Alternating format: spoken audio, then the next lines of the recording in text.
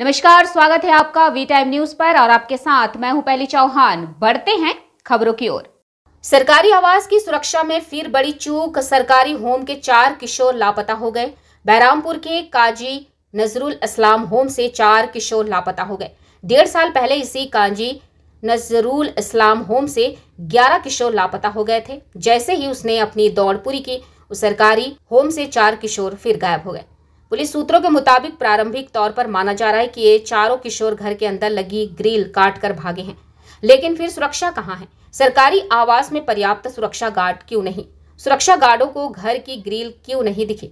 सवाल ये है कि क्या भागने के पीछे कोई और रहस्य है? हाँ, আমরা বাচ্চাকে দেখতে এসে আমার মেয়ে আছে 4 দিন থেকে।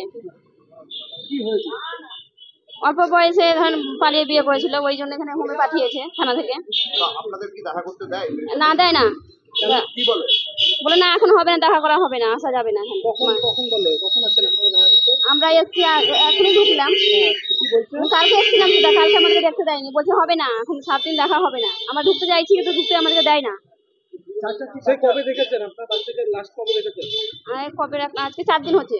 4 দিন আগে দেখেছেন? হ্যাঁ। তারপর ঢুকতে পারছেন না, আচ্ছা, আমাদেরকে বার করে দিচ্ছে এখান থেকে। তাই কারা নিরাপত্তা রক্ষীরা? হ্যাঁ হ্যাঁ। এত সিকিউরিটি, তার উপরেও বাচ্চারা পালিয়েছে, কি বলবেন? এত শীঘ্র তার জন্য পালিয়েছে, ওদের যেমন দায়িত্ব রাখে ভালো বাচ্চাদেরকে। না, এখানে কি বাচ্চাদের ভালো পরিষেবা দেওয়া হয়? আমরা বলতে পারছি, আমরা তো ঢুকতেই যাই না, ভিতরে এই করতে প্রবেশ করতেই যাই না। বাচ্চাদের সাথে কি কথা হয় যে না বলে? না, হয় না, দেখা হয়। আচ্ছা, এই যে এত নিরাপত্তা তারপরেও পালিয়ে যাচ্ছে, আপনারা আপনাদের বাচ্চাকে এখানে রাখতে নিরাপদ বোধ করছে? নিরাপদ মনে হচ্ছে? নিরাপদ মনে হচ্ছে না তো, দেখাই দিচ্ছে না এখান থেকে বাচ্চা পালিয়ে যাচ্ছে, তাই না? নিরাপদ তো জায়গা না। ভয় করছিলাম। হ্যাঁ, ভয় করছি রাখতে। কি চাইছেন আপনারা? আমরা চাইছি যেমন বাচ্চা এখান থেকে আমাদেরকে দেখতে দেয়, আমরা নিয়ে যাবো বাড়ি। আমাদের তো মেয়ে।